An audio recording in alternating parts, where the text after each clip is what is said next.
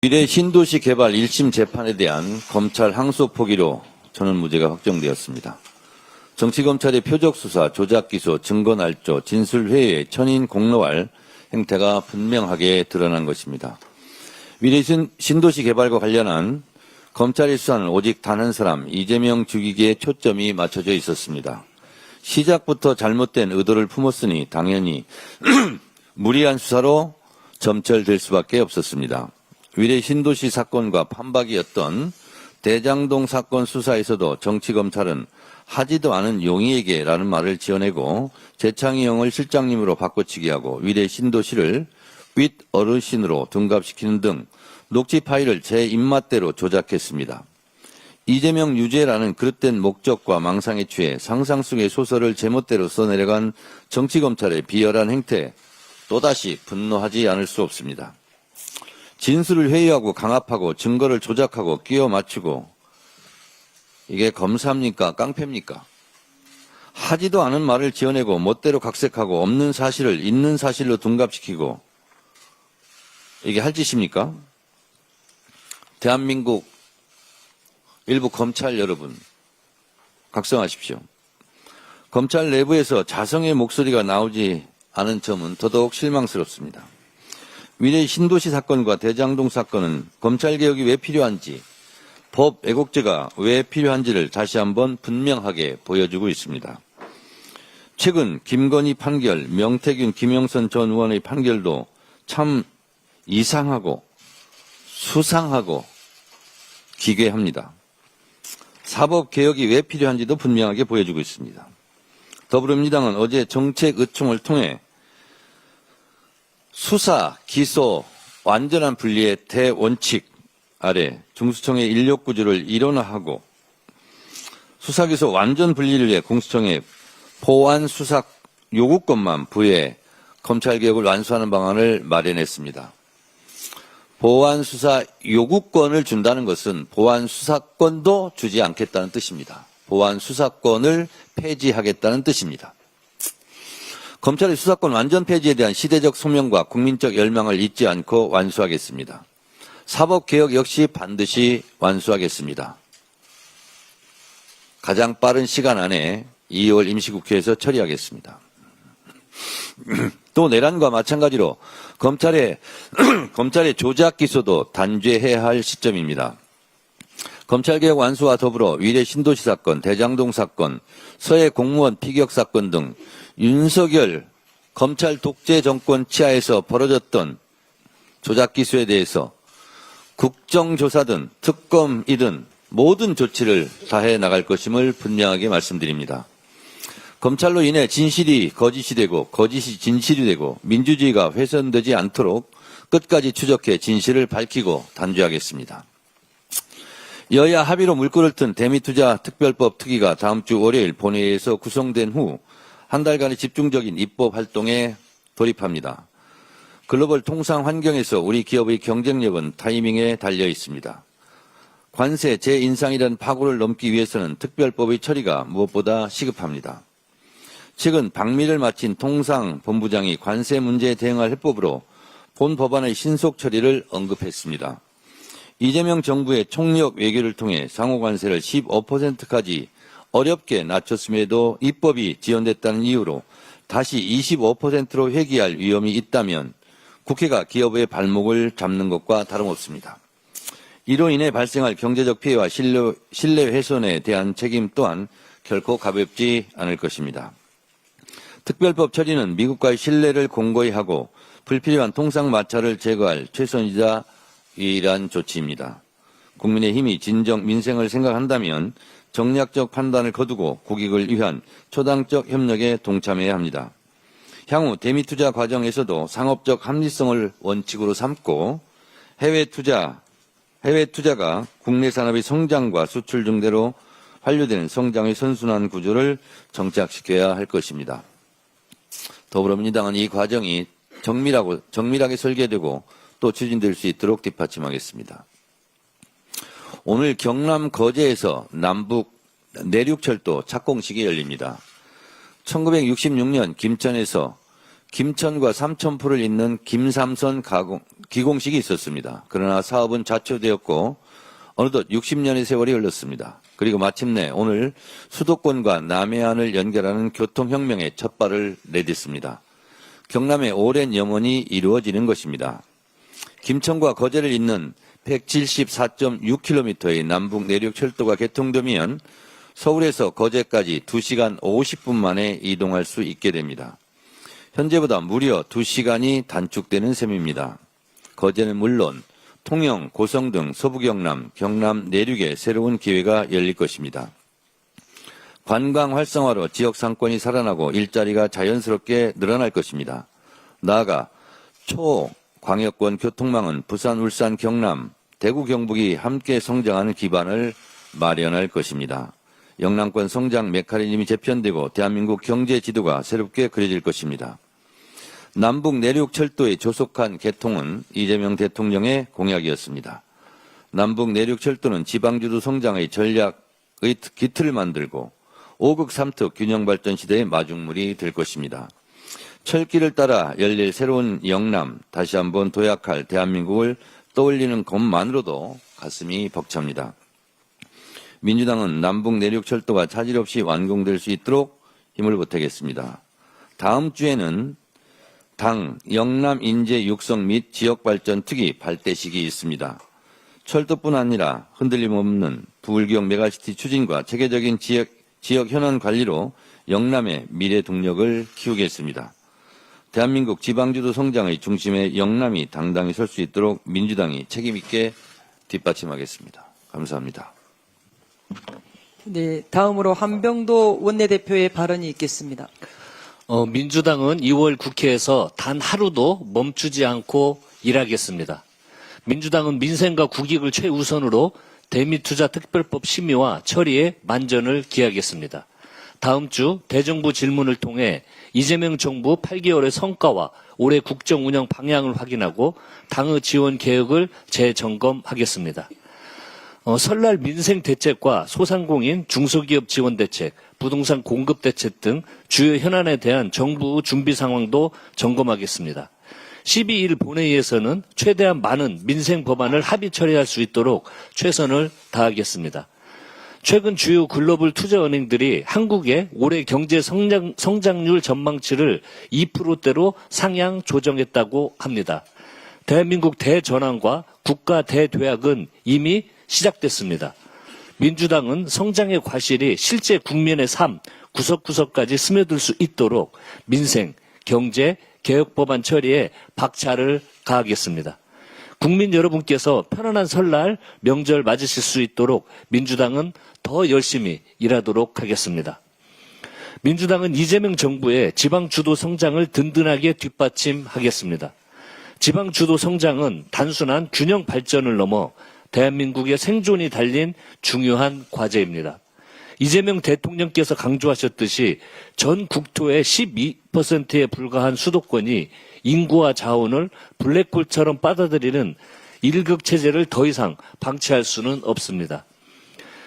대한민국 국토를 넓게 쓰고 지방이 잘 사는 사회로 재편해서 우리 경제의 잠재 성장률을 끌어올려야 합니다. 지난 4일 재계가 향후 5년간 최대 300조 원을 지방에 투자하기로 한 점은 정말 고무적입니다. 이재명 대통령의 적극적인 투자 요청과 기업들의 과감한 화답을 환영합니다. 민주당도 국회에서 힘을 보태겠습니다. 서울에서 거리가 먼 지역에 정책 지원을 늘리는 가중 지원 제도의 법제화를 검토하고 국가 조달 분야에서의 지방 우선과 과감한 지방 세제 지원 등을 위한 제도 개선도 추진하겠습니다. 이제 대한민국의 대도약은 지방에서 시작될 것입니다. 이재명 대통령을 악마화하기 위한 악질적인 허위사실 유포의 단죄가 이루어졌습니다. 지난 5일 국민의힘 이수정 당협위원장은 SNS에 이재명 후보의 두 아들이 군 면제들을 받았다라는 취지의 유언부여를 게시했습니다. 선거를 코앞에 두고 민의 왜곡을 의도한 악질적인 행태를 감안하면 벌금 300만 원도 턱없이 부족합니다. 지난 수년간 국민의힘은 공공연하게 왜곡, 조작 정보를 유포하면서 이재명 대통령을 악마화하는데 온 힘을 다 쏟았습니다. 국정감사장에서 나온 조폭 연루설부터 나경원 의원의 드럼통 사진까지 온갖 거짓말을 퍼뜨렸습니다. 지금도 일부 극우 세력이 이재명 대통령과 정부에 대한 허위 사실을 유포하며 정권 흔들기에 골몰하고 있습니다. 민주당은 허구에 기반한 저열한 정치 공작을 절대 용인하지 않겠습니다. 불법 행위에는 반드시 상응하는 처벌이 이루어질 수 있도록 모든 노력을 기울이겠습니다. 수사기관과 법원도 악의적 허위사실 유포와 명예훼손에는 법의 엄정함을 보이고 철퇴를 내려야 할 것입니다. 이상입니다. 다음으로 이현주 최고위원의 발언이 있겠습니다. 네, 4일에 장동혁 대표의 교섭단체 대표연설이 있었습니다. 비전 없는 남 탓과 정치 공세로 일관하면서 매우 지루하게 하시는 것을 많은 의원님들이 들었을 텐데, 이런 식으로 내란에 대한 반성은 한마디도 하지 않고 야당 탄압 프레임, 근데 탄압이 진짜 있는지도 모르겠습니다만 그런 식으로 적반하장식으로 얘기를 하면서 현 정부의 성과를 계속해서 폄훼하는 것으로 일관된 그런 연설이었습니다. 참으로 유감스럽습니다. 특히 설 명절을 앞두고 이 물가가 굉장히 심각한데 이 물가 문제를 해결하기 위해서 대통령과 정부가 굉장히 애를 쓰고 있는데도 이와 관련해서 이것을 정부의 재정 지출로 연결을 하면서 계속해서 문제를 삼고 있는데요. 지금 고환율과 고물가는 강달러 등 대외 변수에 기인한 전 세계적인 현상입니다. 이것을 지금 정부가 또 물가를 잡기 위해서 대통령께서 생필품 위주로 해서 굉장히 많은 노력을 하고 있지 않습니까? 그런데 정부가 하고 있는 기본적인 재정 지출 이런 것들을 가지고 여기에 연결해서 이 마중물 역할을 하고 있는 재정 지출을 여기에 연결해서 폄하하고 비판하는 것은 해도 너무하다라고 생각을 합니다. 특히 최근에 이 관세 협상 관련해서 정부의 쿠팡 제재가 미국 벤스 부통령 등 미국 행정부의 통상 압력을 자초하고 있다. 이런 식의 얘기는 지금 현재 어찌됐든 국민의힘은 대한민국의 정당입니다. 수권을 목표로 하는 거대 야당인데 이 대한민국의 정당이 자국 정부를 비난하는 것은 외교적 자해라고 생각을 합니다. 우리끼리 할 수 있는 말이 있고 대외적으로 해서는 안 되는 말이 있다라고 생각합니다. 설사 만약에 그러한 미국 내부적인 어떤 로비나 이런 게 있다고 한다면 국민의힘의 이러한 외교적 자해야말로 그 로비의 정당성을 강화시켜주는 그런 거꾸로 된 잘못된 행동 아니겠습니까? 이런 정당한 또 법 집행을 외교 문제로 비화시키고 가짜뉴스를 퍼뜨리고 또 자국 정부를 비판하면서 정쟁화하면서 정치적 이익을 도모하는 것은 너무 나아간 것이다. 이것은 우리 국민들이 다 지켜보고 있습니다. 장동혁 대표를 비롯해 국민의힘은 유의해 주시기 바랍니다. 얼마 전에 1인 1표제 관련해서 중앙위원회 의결이 있었습니다. 이제 그 부분에 대해서 보완할 것들을 하나하나씩 해나가야 된다. 사실은 원래는 보완하고 의결을 해야 되는 거지만 하나하나 이제라도 보완해야 한다고 생각을 합니다. 그런데 이와 관련해서 이틀째 날에 투표를 독려하는, 그러니까 투표를 하지 않은 중앙위원들에게 투표를 독려하는 전화가 왔다고 합니다. 이게 보도가 되었는데요. 저는 매우 심각한 문제라고 생각합니다. 이게 도대체 누가 이런 전화를 했으며 이게 이틀째 날에 투표하지 않은 중앙위원들에게 전화가 왔다라는 것은 이게 사실은 제적 과반수가 의결 정족수기 때문에 투표를 했냐 안 했냐라는 것도 굉장히 중요한 의사 표시입니다. 사실상 투표를 안 함으로써 여기에 대한 거부 의사를 표시할 수도 있는 것이고요. 그래서 이것은 단순한 투표율의 문제가 아니라 누가 투표를 안 했는가를 알고 이렇게 전화를 했다라고 한다면 이것은 매우 심각한 문제라고 생각합니다. 저는 이 부분에 대해서 조사가 필요하다라고 생각하고 정당 민주주의를 정면으로 위반하는 매우 심각한 행위에 대해서 책임을 물어야 한다고 생각합니다. 특히 이것은 그냥 단순히 우리 당의 당원 당규나 이런 문제가 아닙니다. 이것은 대한민국의 헌법상 비밀 투표의 원칙에 대한 얘기이고요. 그리고 정당법 위반입니다.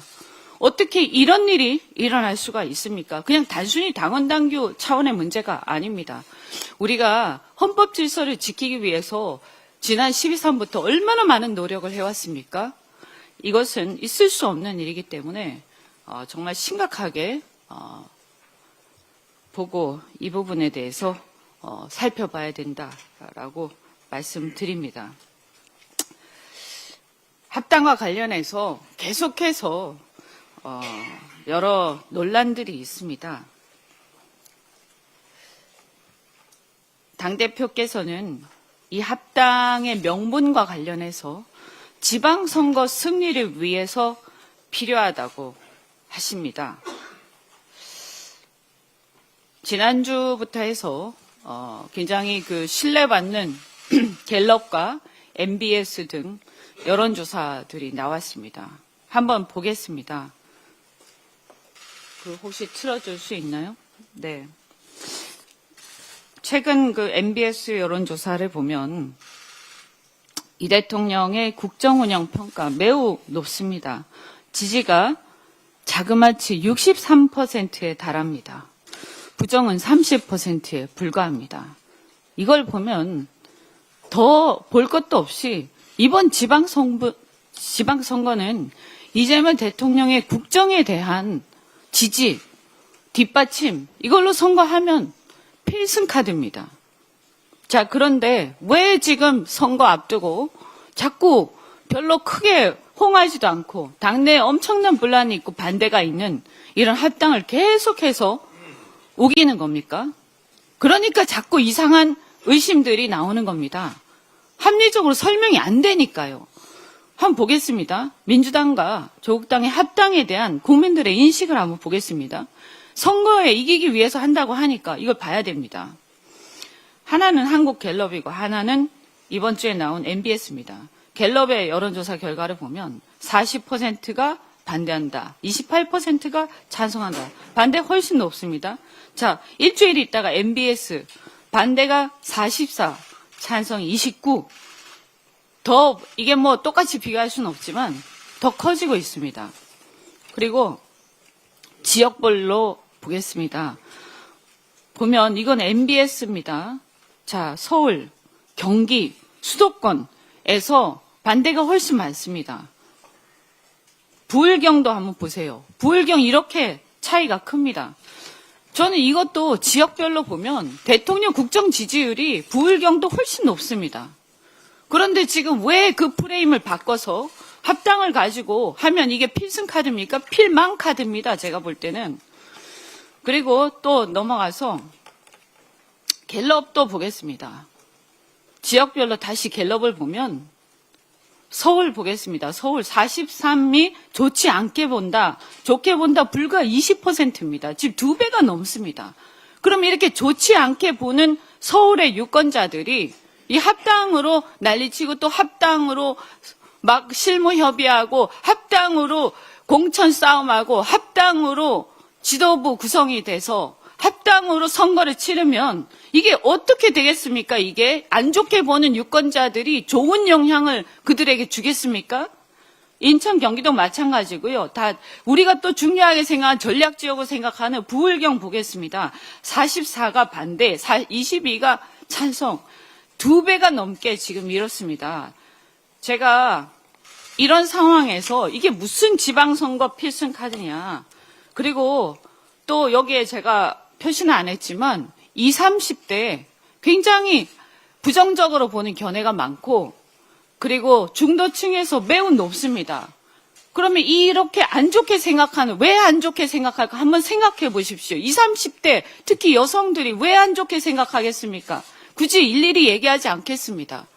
그러면 대다수의 국민들, 중도층, 우리가 전략적으로 생각하는 지역, 또 굉장히 중요하게 생각하는 서울과 수도권, 여기에서 대다수의 유권자들이 안 좋게 생각하는데 우리가 그것도 당에서 다 박수치면서 전부 다 막 환호하면서 하는 것도 아니고 반대가 이렇게 많은데 왜 이것을 막 억지로 강행을 해가지고 한다면 어떤 결과가 좋은 결과가 나오겠습니까? 대통령을 지지하고 국정 지지하는 중도층 대부분이 지금 지지합니다. 그리고 서울 경기에서도 대부분이 지지합니다. 이 사람들 중에서 지지하는 사람들 중에서 이걸 부정적으로 생각하는 사람들의 표심에 좋은 영향을 미치겠습니까? 나쁜 영향을 미치겠습니까? 그러면 조국당이 전체적으로 2, 3% 수도권에서는 한 1% 내외에 불과한 지지율인데 지금 대통령 지지율이 이렇게 높은데 이게 어떤 변수가 굳이 되겠습니까? 긍정적으로 아무리 보려고 해도 전혀 있지 않습니다. 다시 한번 말씀드리지만 합당이라는 거는 우리가 다 박수치고 환호하고 예전에 그 안철수, 김한길 그때 합당할 때 어떻게 했습니까? 그때는 민주당이 굉장히 어려웠고 안철수 지지율이 굉장히 높았습니다. 그래서 사실은 이해관계가 안 맞는 사람들조차도 다 어쩔 수 없이 환영하면서 박수치면서 했어요. 그런데도 실무적으로 들어가니까 또 싸우고 지분 싸움하고 공천 싸움하고 하다가 결국에는 폭망했습니다. 참패해서 결국에는 지도부가 다 물러나는 상황이 왔습니다. 그런데도 불구하고 이번에 이 합당은 그 정도도 안 된다 이 말입니다. 1%, 2%, 3%하고 지금 60%의 대통령 지지를 갖고 있는 우리 집권 여당이 막 흔들리면서 지금 이런 풍비박산 지금 이런 상황이 오는 게 무슨 일입니까? 저는 그래서 다 박수 치면서 추진해도 실무 단계에서 잡음이 끊이지 않는 합당인데 지금 이런 상황에서는 할 수가 없다. 그리고 당장 이것을 그만두고 이제 우리는 우리 선거하고 대통령의 국정을 뒷받침하는데 집중을 해야 됩니다. 빨리 이것을 접고 나중에 선거 끝나고 생각하든지 저는 솔직히 말씀드리면 개인적으로는 정치개혁론자입니다.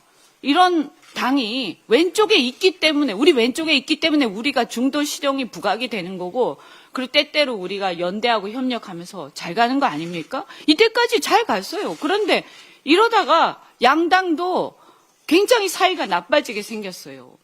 이제 당장 그만하고 우리가 할 일에 집중합시다. 대미투자특별법 아까 원내대표 말씀하시지 않았습니까?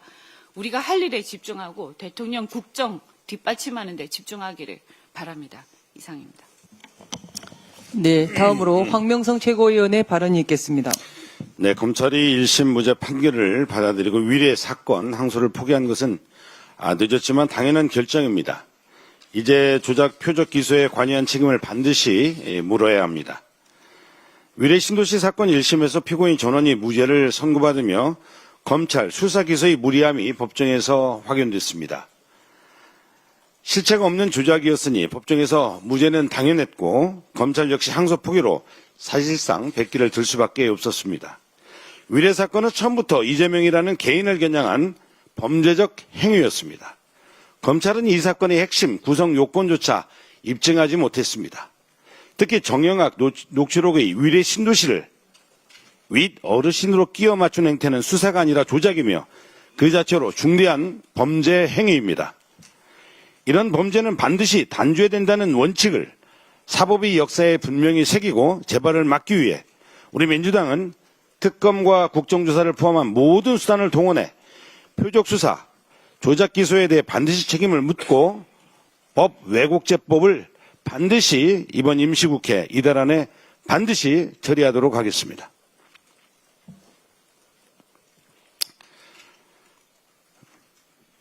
대표님께 말씀드립니다. 이제 즉각 합당 관련 모든 절차를 중단해 주시기 바랍니다.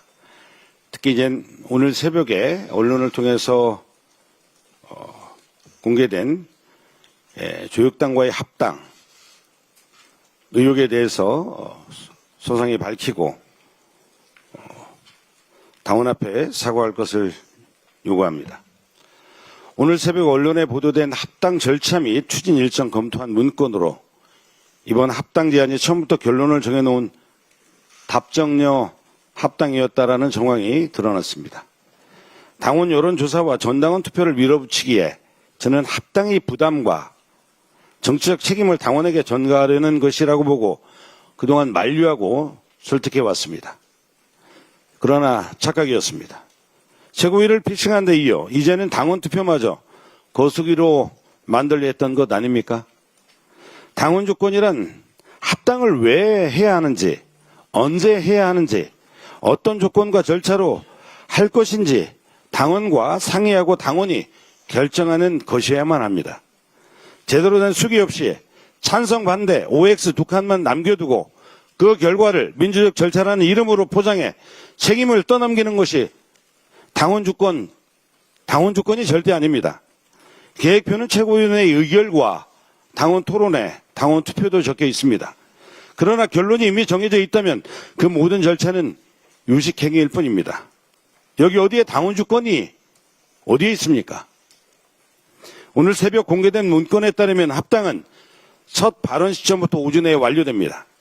조국 혁신당과의 협상은 10일 만에 종료하고 늦어도 3월 3일까지 일사천리로 마무리한다라는 계획이었습니다. 열흘 만에 합당 협상을 끝내고 한 달 만에 합당을 완결한다는 일정이 현실적으로 가능키나 하겠습니까?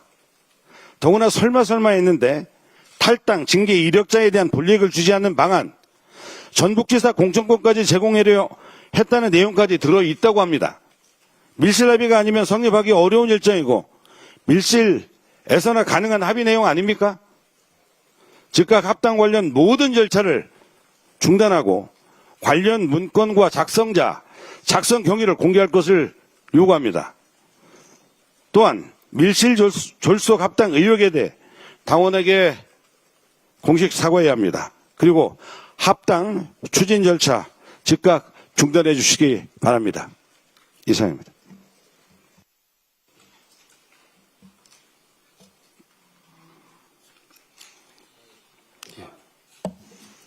네, 다음으로 강덕구 최고위원의 발언이 있겠습니다. 검찰이 위례 신도시 사건 항소를 포기했습니다. 결과는 뻔하니 일찌감치 꼬리를 내린 것입니다. 검찰의 항소 포기는 조작 수사, 조작 기소였다라는 사실상의 자백이나 마찬가지입니다. 없는 죄를 만들기 위해서 녹취를 왜곡하고 되지도 않은 논리를 끼워 맞춰 이 현실, 그야말로 정치 검찰의 민낯이 드러났습니다. 그렇다면 검찰은 국민 앞에 이제 답해야 합니다. 누가 이 수사를 기획했는지, 누가 이 지시를 했는지, 왜 이런 조작이 가능했는지 명확히 밝혀야 합니다. 자기 고백해야 됩니다. 저는 이번 항소 취소로 이재명 대통령 사건 역시 더 끌 이유가 없음이 분명해졌습니다. 검찰에게 분명히 전합니다. 검찰은 즉시 공소를 취하하십시오. 대장동 쌍방울 김용 전 민주연구원 부원장 사건까지 윤석열 정권 하에서 정치 검찰의 조작 수사, 조작 기소 한두 건이 아니었습니다. 검찰은 이미 자정 능력이 없는 집단이 돼버렸습니다. 이제 국회가 나서야 됩니다. 국정조사와 특검 더 이상 미룰 수 없는 과제입니다.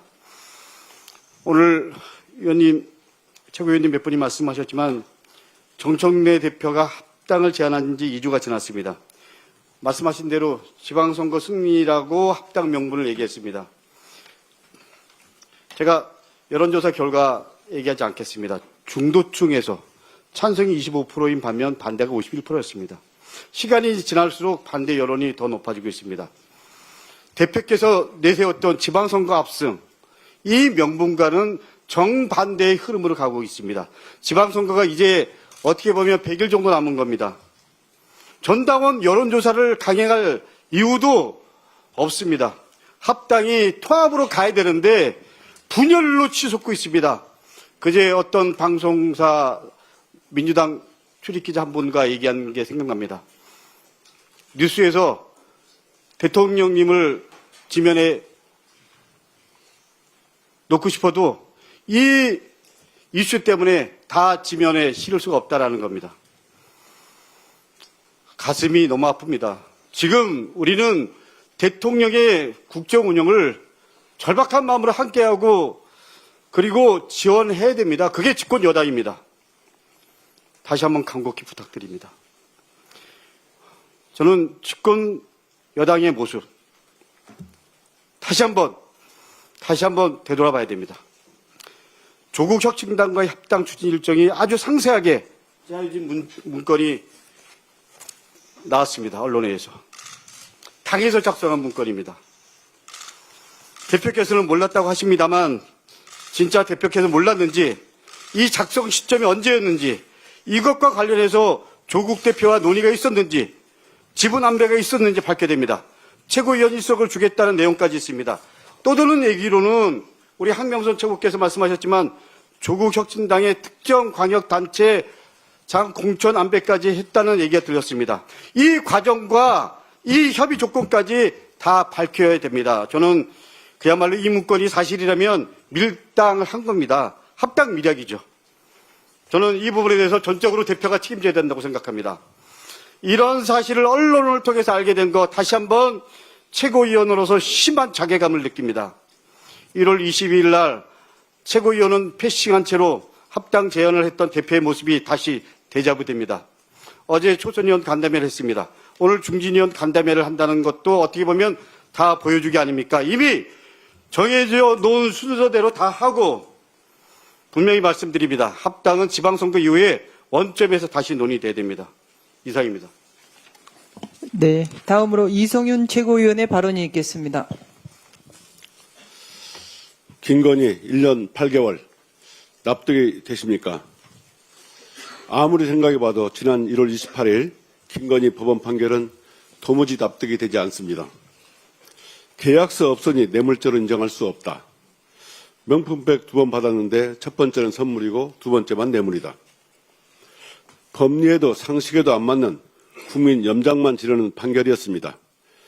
부의제로 김건희가 저지른 국정농단을 단죄해야 할 법원이 온갖 궤변으로 가득 찬 김건희 변호인 같은 판결을 한 것입니다.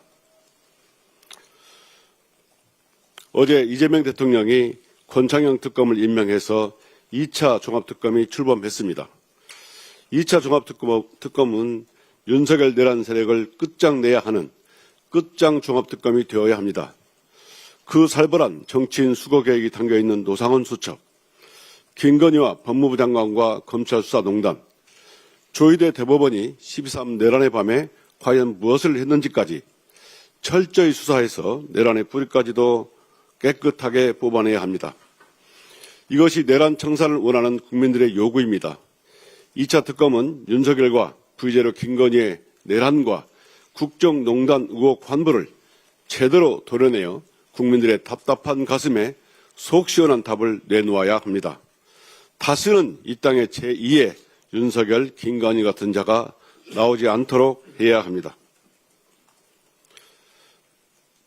지난 4일 검찰이 위례 신도시 개발 비리 의혹 무죄 판결에 항소를 포기했습니다. 윤석열 정치검찰이 이재명 대통령의 정치 생명을 끊기 위해서 한양식 표적 수사를 했다는 걸 스스로 자백한 것입니다. 윤석열 정치검찰은 정적 제거를 위해서는 없는 제도 만들면서도 윤석열, 김건희의 범죄는 덮어버렸습니다. 2차 종합특검이 윤석열 정치검찰의 조작수사도 반드시 파헤쳐 밝혀내야 합니다. 윤석열 정권 내내 저지른 조작수사, 억지 정치 기소한 자들을 엄중 단죄해야 됩니다. 이번 위례 신도시 개발 비리 의혹 무죄 판결에서 보듯이 검찰에게 왜 수사권을 주면 안 되는지, 수사와 기소를 왜 완전하게 분리해야 하는지가 또다시 증명되었습니다. 어제 민주당 정책의원총회에서도 같은 결론이었습니다. 수사와 기소를 완전 분리하는 것, 국민과 함께 12.3 내란을 이겨낸 국민들의 요구이자 시대정신입니다. 이제 검찰을 폐지하고 공소청과 중수청으로 분리 개혁하는 법안을 빠르게 추진하겠습니다. 어제 정청래 대표가 조국 혁신당과 합당 관련 초선 의원들과 간담회를 가졌습니다. 오늘은 3선 의원, 4선 이상 의원 등 중진 의원들과 만나 의견을 나누고 다음 주에는 재선 의원들과 간담회 등 당 안팎의 의견을 듣는다고 합니다. 지난 1월 20일 합당 제안 이후에 경청의 시간을 갖는 것은 의미 있는 일이라고 생각합니다. 국회의원뿐만 아니라 전체 당원들의 의견도 신속히 수렴하여 민주적인 절차에 따라 당의 총의를 모아 나가야 합니다. 서로의 다름을 인정하고 공론의 장을 활짝 열어 함께 고민하고 논의하는 과정이야말로 우리 민주당이 가진 건강한 문화이자 힘의 원천입니다. 당원 주권 정당에서 당의 주인인 당원들이 국회의원들과 동일한 주의에서 함께 논의하고 당원의 뜻을 물어 당원들의 집단 지성으로 앞으로 나아가야 합니다. 집안 싸움은 담장 밖으로 내지 말라는 말이 있습니다. 집안의 문제는 집안에서 해결해야 한다는 뜻입니다. 의견이 다르다고 해서 밖으로 나가 따로 목소리만 높이면 마치 당이 부진한 것처럼 보이게 하는 건 오히려 당을 멈춰 세우고 흔드는 일입니다. 오늘 아침 일부 언론에 보도된 내부 문건, 대표도 모르는 실무자의 문건이라고 합니다. 당원들께 그 문건의 경위를 밝혀 소상히 설명을 해 주시기 바랍니다.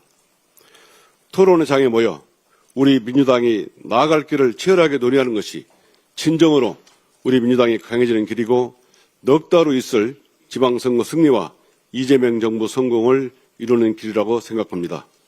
감사합니다. 네, 다음으로 문정복 최고위원의 발언이 있겠습니다. 26년 2월 5일 창원지방법원은 공천 개입과 거액의 금전거래 의혹으로 기소된 명태균 씨와 김영선 전 의원에게 1심 무죄를 선고했습니다. 재판부는 두 사람 사이의 오간돈을 급여 및 채무 변제로 판단했고 예비 후보들에게 받은 돈 또한 단순 차용이라며 정치자금법 위반 혐의를 인정하지 않았습니다. 이런 판결은 부패 카르텔의 합법적인 우회로를 열어준 꼴이 되었습니다.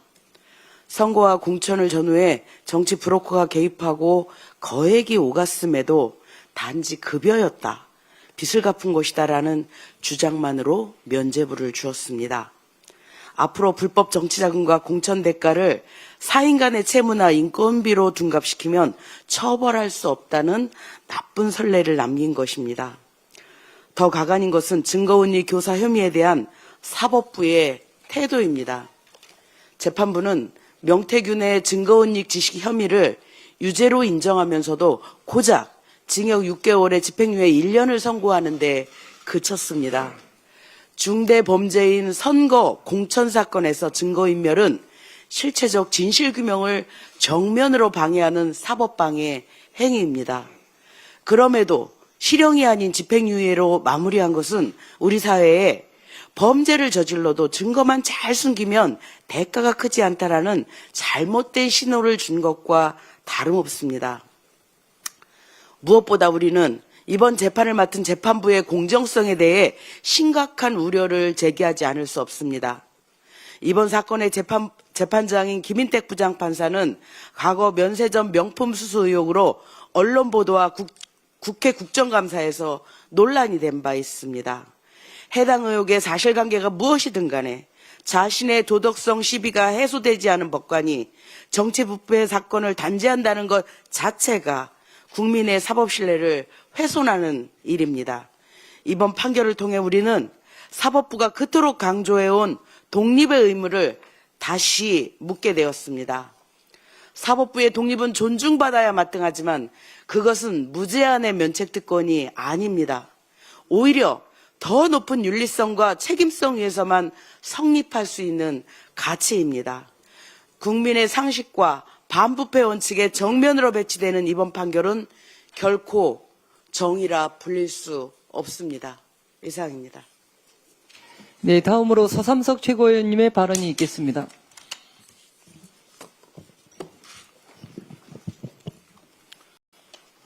어, 26학년도 개학과 신학기를 앞두고 있습니다. 우리 사회에 그늘진 곳이 여전히 많이 있지만 그 중에서도 가장 심각하게 대두되고 있는 다문화 학생과 관련된 내용을 말씀드리겠습니다. 아시다시피 학령 인구 감소로 전체 학생 수가 감소하는 반면에 다문화 학생 수는 상대적으로 증가하고 있습니다.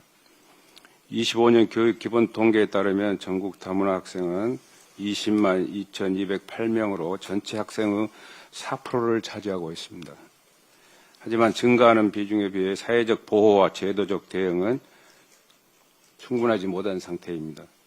성평등가족부 24년 실태조사에 따르면 다문화 가족 자녀의 사회적 차별 경험 비율은 4.7%로 21년 대비 2배 이상 증가했으며 차별을 겪고도 그냥 참는다고 응답한 비율은 무려 50.7%에 달하고 있습니다.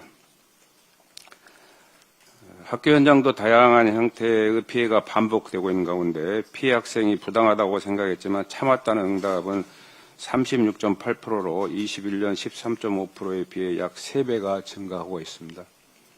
차별과 폭력을 겪고도 도움을 요청하지 못한 채 정서적 고립과 2차 피해에 노출되는 다문화 청소년이 우리 사회에 아직도 적지 않다는 엄연한 방증입니다. 다문화 학생 보호는 국가의 책무입니다. 정부는 다문화 학생 특화, 보호, 지원 체계를 조속히 구축해야 할 것으로 사료됩니다. 아울러 학교 지역사회 연계 보호 인프라 확충과 다문화 학생 맞춤형 지원 정책을 범정부 차원에서 책임과 속도감 있게 추진할 것을 촉구합니다. 이상입니다. 네, 마지막으로 박지원 최고위원의 발언이 있겠습니다. 이재명 정부의 방산 수출 외교가 국민들께 기쁜 소식을 전하고 있습니다. 우리나라의 천무가 미국의 하이마스를 꺾고 1조 3천억 규모의 노르웨이 수주에 성공하면서 2022년 동유럽 시장 진출에 이어서 이제 북유럽까지 도입이 됩니다. 또 캐나다 잠수함 프로젝트를 두고는 MOU 이후 캐나다 국무장관이 직접 방한해서 우리 생산시설을 둘러보며 협력 범위를 넓히고 있습니다. 만약 독일과의 경쟁을 뚫고 수주에 성공한다면 수십조 규모의 사상 최대급 성과가 될 수 있습니다. K방산 수주가 급증하는 배경에는 우리 기업들의 노력과 함께 불안한 국제안보라는 정세 요인도 분명히 존재합니다. 러시아 우크라이나 전쟁으로 인해서 유럽을 중심으로 글로벌 군비 경쟁이 본격화됐고 미 트럼프 행정부의 동맹국에 대한 방위비 증액 압박과 안보 우산 축소 우려도 각국의 재무장 속도를 끌어올리고 있습니다. 하지만 이렇게 거칠어진 안보 환경을 오히려 기회로 활용해서 성과를 만들어낸 데는 그동안 민주정부의 준비와 뒷받침이 큰 몫을 했습니다. 지난 문재인 정부는 청와대의 방위산업 담당관이라는 컨트롤타워를 신설해서 내수 위주의 방산을 수출형 산업으로 전환했습니다. 방산 R&D 투자와 범정부 차원의 금융 외교 지원이 맞물리면서 과거에는 연간 30억 달러에도 미치지 못했던 성과가 지금은 100억 달러를 훌쩍 넘는 단계로 올라섰습니다. 2021년에 처음으로 방산 수출이 수입을 넘어섰고 2022년에는 세일즈 외교로 중동과 아프리카, 유럽 시장에서 굵직한 계약을 성사시켰습니다. 이러한 민주정부의 선제적인 투자와 적극적 시장 개척이 오늘날 민주주의 국가들의 새로운 무기고라고 불리는 한국 방산의 위상을 만든 것입니다. 이재명 정부는 그 기반 위에서 세계 4대 방산 강국을 목표를 향해 나아가고 있습니다. 단순히 완제품을 파는 나라가 아니라 소부장 기술 주권에 투자하고 현지 생산과 MRO까지 묶어서 산업 동맹을 설계하는 나라로 도약하려는 중입니다. 비서실장과 산업부 장관, 기업 총수까지 함께 뛰는 총력 외교 현장을 국민들께서도 목도하고 계십니다. 민주당도 팀 코리아 일원으로서 이재명 정부의 성공을 입법과 예산으로 뒷받침할 것입니다. 대형 계약을 뒷받침할 전략수출금융기금, 기술주권과 소부장 국산화를 위한 R&D 투자, 전문인력 양성과 중소기업 동반 수출 상생 지원, 그리고 후속 군수 지원 체계까지 모든 것은 입법부의 결단이 있어야 가능한 일입니다. 안보산업이 민생산업이 될 수 있도록 수출 계약이 일자리, 지역 경제, 기술 주권으로 연결되도록 책임을 다하겠습니다. 이상입니다. 이상 발언을 모두 마치시고 당대표께서 회의를 폐회하시겠습니다. 짧게 한 말씀 추가하겠습니다. 어제 초선 의원들과 간담회를 통해서 초선 의원님들의 여러 가지 고견을 잘 들었습니다. 저는 경청의 시간을 갖고 있습니다. 초선 의원과의 간담회에 이어 오늘 점심 중진 의원 간담회, 오후 4시 삼선 의원 간담회, 그리고 재선 의원과의 간담회도 예정되어 있습니다. 당원들의 의견도 여러 가지 경로와 방법으로 들을 계획입니다. 제가 합당 문제를 제안한 이래 많은 당원들과 의원들께서 다양하게 의견을 표출해 주고 계십니다. 당대표로서 당원들과 우리 국회의원들의 뜻을 잘 살펴서 올바른 방향으로 나갈 수 있도록 성심성의를 다하도록 하겠습니다. 1인 1표 시대, 당원 주권 시대인 만큼 당대표가 모든 것을 결정하는 시대는 이미 지났습니다. 당원들의 의사결정을 존중하고 올바른 방향으로 나아갈 것을 당원들의 의견을 들으면서 다듬어 보도록 하겠습니다. 오늘 아침 출근길에 동아일보 기사를 보면서 제가 깜짝 놀랐습니다. 정식 회의에 보고되지도 않고 또 논의되지도 않고 실행되지도 않았던 이런 실무자의 작성 문건이 유출되는 일종의 사고가 있었습니다. 이 부분에 대해서는 사무총장께서 누가 그랬는지 엄정하게 조사해 주시고 이 부분에 대해서는 책임을 좀 물어야 되지 않을까 그런 생각이 듭니다.